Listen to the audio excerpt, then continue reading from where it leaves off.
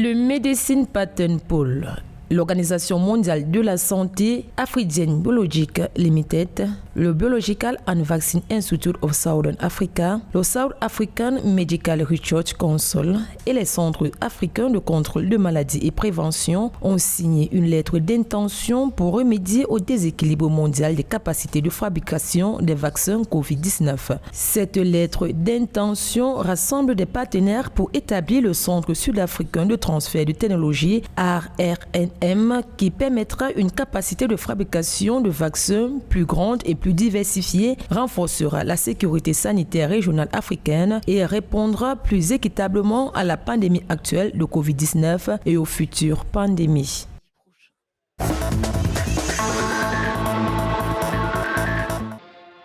Le royaume chérifien a réceptionné dimanche 1er août 2021 un nouvel arrivage d'1 million de doses du vaccin anti-Covid Sinopharm, selon le Dr Moulay Saïd Afi, membre du comité scientifique de la vaccination anti-Covid. Le Maroc s'attend également à recevoir 1 million de doses supplémentaires du même vaccin dans les prochains jours. Par ailleurs, dans le cadre d'une coopération élargie, le Maroc devra recevoir au cours du mois d'août 1,8 millions de doses du vaccin Pfizer-BioNTech. Ces arrivages pourraient être suivis par un élargissement de la population cible. En effet, des informations indiquent un probable élargissement de la vaccination aux 18 ans et plus. Pour rappel, le Maroc avait reçu le 27 juillet 2021 un lot d'1 million de doses du vaccin chinois. Ce nouvel arrivage porte à 20,5 millions le nombre total de doses de ce vaccin reçu à ce jour par le royaume chérifien.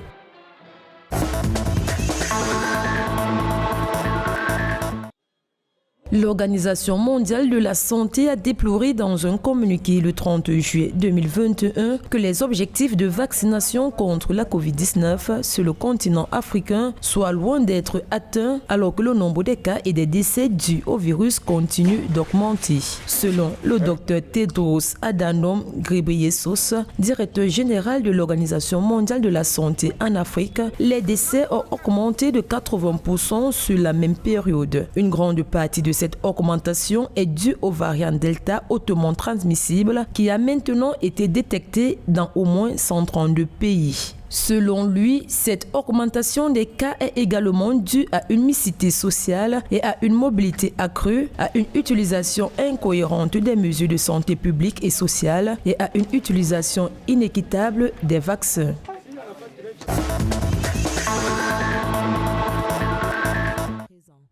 À compter du 9 août 2021, le prix du test rapide COVID-19 baissera de 50%. Les clients ne payeront désormais que 5 000 francs rwandais.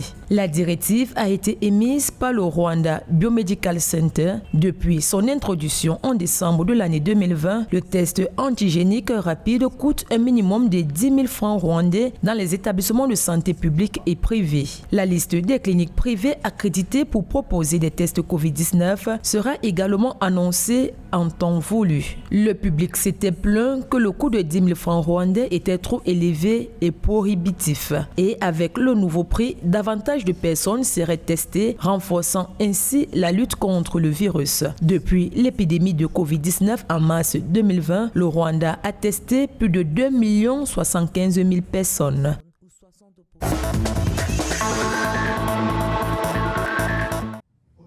Au Ghana, le directeur de l'unité de contrôle des vecteurs de Zoom Lyon, une entreprise qui fournit des services de gestion des déchets et d'assainissement environnemental, a souligné la nécessité d'une désinfection massive dans tous les lieux publics du pays à la suite d'une troisième vague imminente de la maladie maligne COVID-19. Le révérend Ebenezer Kwame Adaïd a expliqué qu'un tel exercice était nécessaire pour aider à atténuer le pic de ce qui semble être la propagation de la variante mortelle Delta. Selon certaines informations, le Ghana a enregistré la variante mortelle Delta dans certaines écoles du pays. Une situation qu'il a qualifiée d'inquiétante et de malheureuse. Le responsable a passé l'appel le 28 juillet 2021 lors de la désinfection mensuelle programmée de l'aéroport international de Kotoka.